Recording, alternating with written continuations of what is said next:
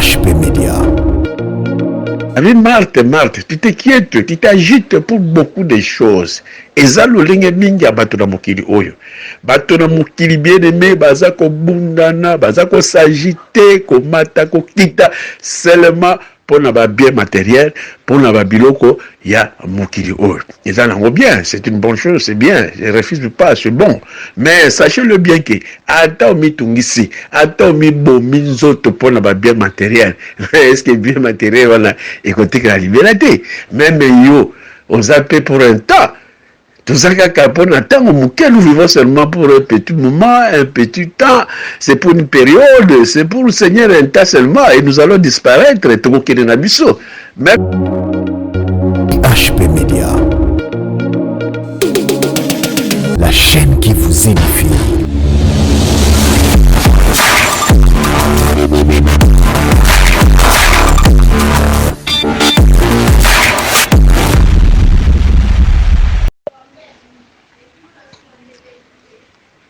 bonjour mes bien-aimés, bonjour mes frères, mes sœurs en Christ.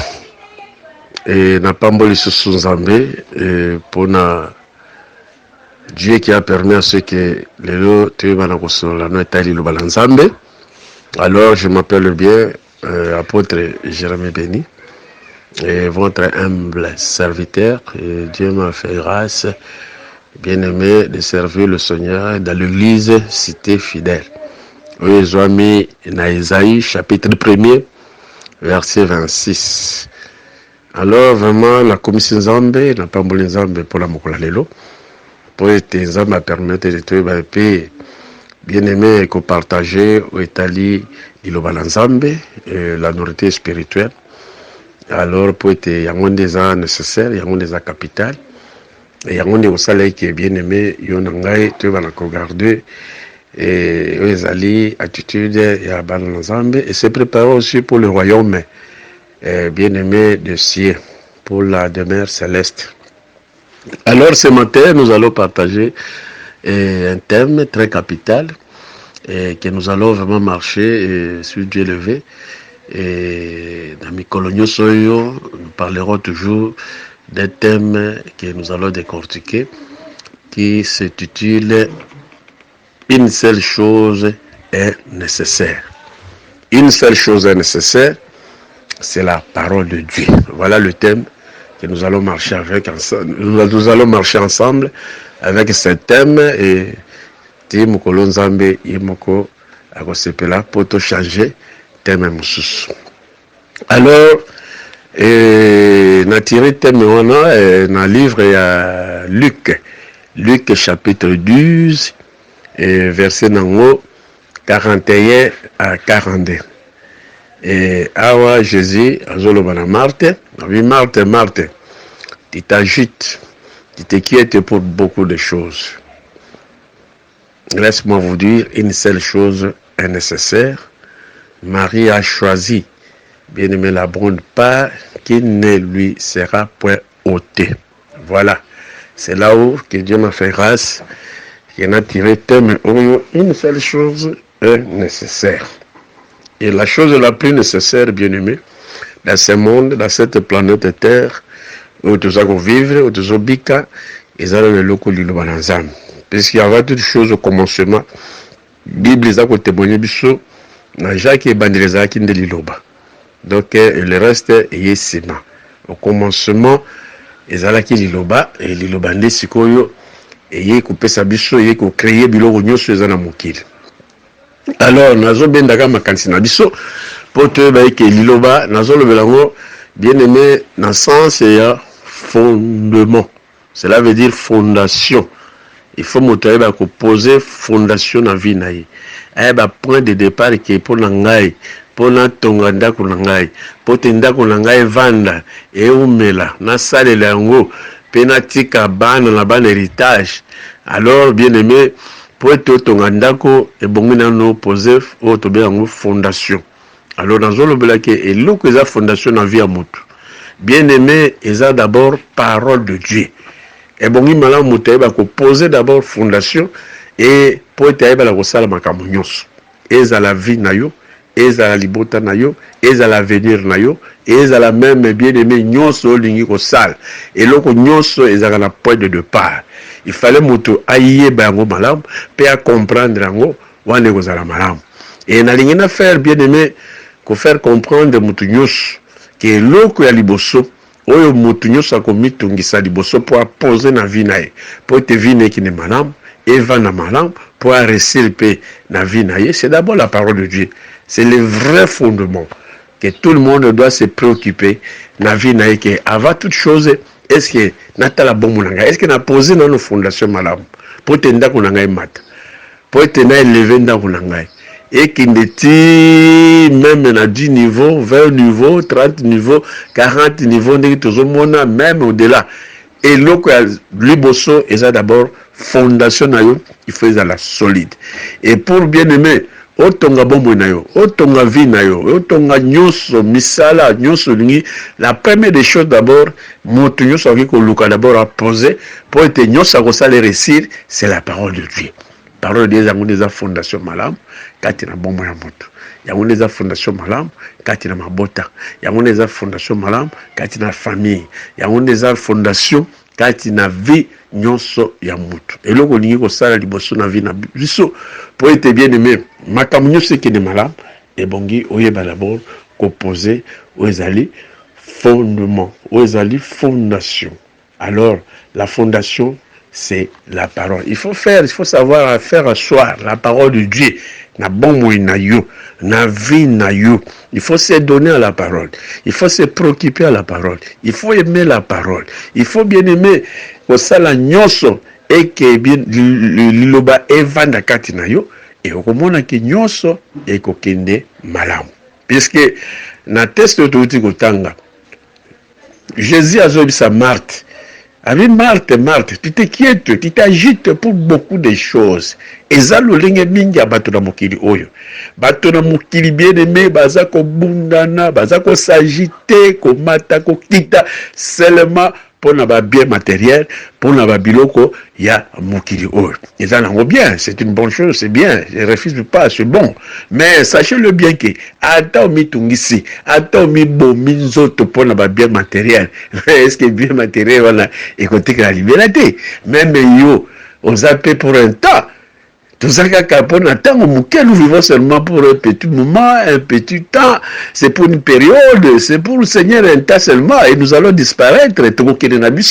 Même des choses, tout ça, c'est pour mon tout le monde, c'est bien. Mais quelque part, il faut que nous soyons les canaux. Mais la chose qui va rester éternellement, c'est la parole. On a ici les paroles des fondations. Mais mingi na mokili bazalo ko la Marthe. Bien aimé, azala makasi, azala ba énergie, azala capacité, azala force, ce qu'azolo ka bien matériel. Ce qu'azala ba biloko mokili. Wana vraiment vous allez voir que akobimisa makasi na énergie nyoso et kobima pona ba biloko ya mokili. Il va s'agiter jour et nuit. Ba mosusu to ba olala te, ba mosusu azoveye, ba mosusu ndengeni sekete, tout a vie kaka pona ba bien matériel. Bi c'est bien. Mais il ne s'inquiète jamais pour la parole de Dieu. Il ne s'agite jamais pour la parole de Dieu. C'est pourquoi il doit développer. Bon, on a dit, puisqu'il y a bon, ça qui d'abord fondation. Ok, quand on a l'onda, qu'on bien aimé. Ok, qu'on matissa. Ok, qu'on tient ma couleur, tient nyonso, ma vitre mati. Mais, ce qu'on bosse à la fondation, un jour, ndako aneko, et qu'on quoi, tout le monde a vu la qui ça. Ndako mobile l'étage, ils ont quoi, ils ont bon mabatou. Faute ya nini fondation. Ozomona. Attention ingénieur aye, ata bongisi ndako lotie ba vitre, tie ba couleur, ba nini tout ça, ba carreau, ba nini tie ngo bien, beti ba tol. Akobiso papa, ndako il faut bandela. Il faut buka ngo kaka. To bandela d'abord na se, puisque ata to bongisi likolo taki na ses habiletés et ko sembate. Et belé à battu bazandengona. Pas bossala qui fondation que la parole de Dieu. Ba biki na imina bien mokile, mais c'est déjà les lois bazana pas problème. Alors la ligne yo mutuzo la ngai. Oye banano ko se positionner. Oye banano ko se poser yo beaucoup. Bien aimé, rentrer sur toi-même. Vous vous posez des questions. Est-ce que réellement n'a posé d'abord fondation nanga bien? Est-ce que réellement fondation nanga bien posée? Et ou bien a construit en nani? Ou bien construit en zelo? Ou bien construit en mabanga? Bien aimé, il faut qu'on y ait que l'île Balanzam, il y a une base. C'est le commencement de toutes choses. Il faut commencer pour aller plus loin. Si vous voulez aller plus loin, il faut commencer d'abord avec Dieu. Tout commence avec Dieu. Tout commence avec la parole de Dieu.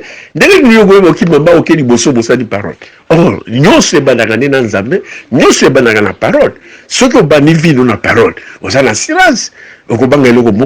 Puisque poser fondement solide, attends peut payer, attends bonguer, attends le bêtis, attends caquer.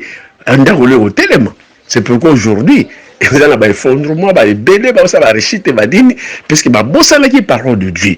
Or, parole de Dieu, c'est la base de ma parole de Dieu, c'est très capital. C'est pourquoi Jésus avait dit que une seule chose, la seule chose qui est nécessaire, qui est primordiale, qui est capitale, c'est la parole de Dieu.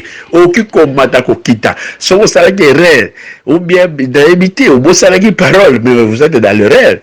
Bien aimé, vous êtes dans le réel. Ça l'effort que vous avez, au bas de la vie, au poser fondement, pour te lobby dans les armes. Alors voilà un peu ce que j'allais. Bien aimé, le Saint-Esprit m'a mis au cœur pour partager ensemble une portion de la parole de Dieu pour la côté. C'est une seule chose. Marie a choisi la bonne part. Oh, jamais la bonne. Même après, bien aimé, vie terrestre, elle va hériter le royaume de Dieu. Elle va vivre le paradis.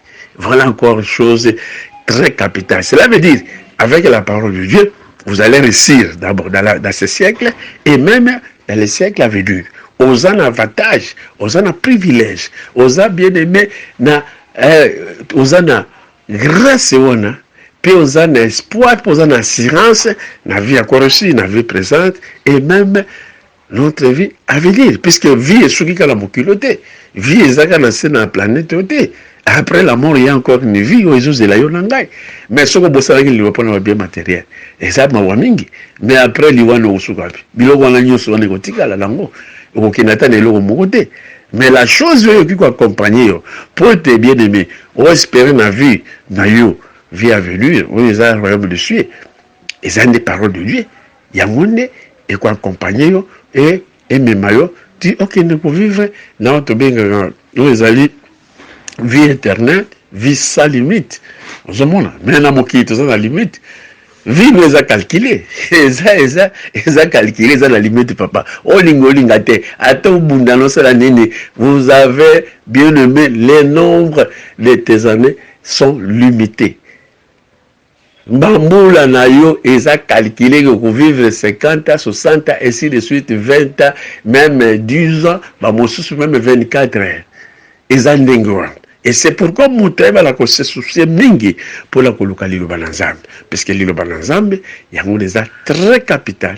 La Bible dit la parole de Dieu. C'est une puissance bien-aimée qui attire les choses qui n'existent pas à l'existence. Et c'est une puissance qui transforme. Mon puissance d'ensemble transforme la parole de Dieu.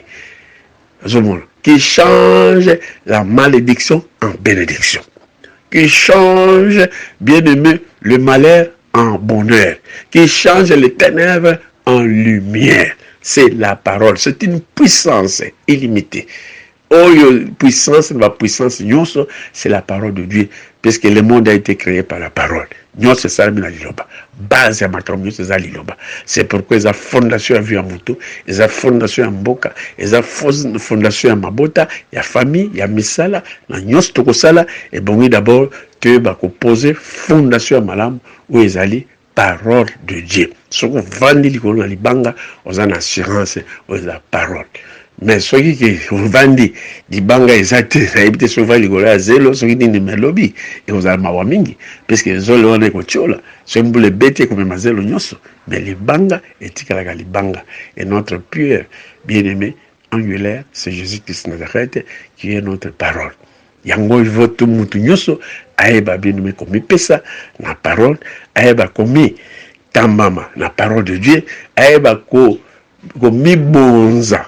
Vraiment la parole de Dieu et pour te venir à la stable, pour te venir à la stable, pour foyer naï, pour même banana naï, pour continuer na kimia, pour bénéficier héritage, ya malamu, oyo papa à côté qu'elle a, parce que la Bible dit Dieu bénit la génération jusqu'à 1000e génération, bien aimé de ceux qui craignent l'Éternel. Alors voilà, et ça très capital, puisque de génération en génération, ça va se succéder. Bah, vous en avez une assurance pour dire que papa a posé une fondation à bien. Mais tout le monde a bien matériel, bien sûr, même avant Koufa Nyos et Kenda, Nyos Tekama et Sila, et il est resté bredouille, et après, avec Kouf, Ban Batikali Metelengano, et Tikali Kombo, papa Zaki na moyen, en tout cas, famille Oyo, Bazaki na Bongo, mais aujourd'hui, tu comprends, oui, puisque va poser une fondation. Alors, merci, Nzambe Pambolayo, que nous allons continuer encore prochainement. Donc le bélo est toujours les part de Dieu et surtout si une seule chose est nécessaire, considérer la parole, bien aimé mi pesa la parole, puisqu'à travers la parole, en tout cas, tout souhaiter et nous allons toujours aller de l'avant et nous ferons des exploits dans la parole de Dieu. C'est pourquoi Jésus lui-même, en tant que notre maître, avait déclaré que la chose la plus capitale, la chose la plus primordiale, la plus nécessaire, il n'y en a pas deux, c'est la parole de Dieu. C'est la lampe pour éclairer nos foyers, notre avenir, nos sentiers, éclairer bien aimé, même notre avenir. Que le Seigneur Jésus-Christ de Nazareth vous bénisse. Amen. Merci beaucoup. HP Média, la chaîne qui vous édifie.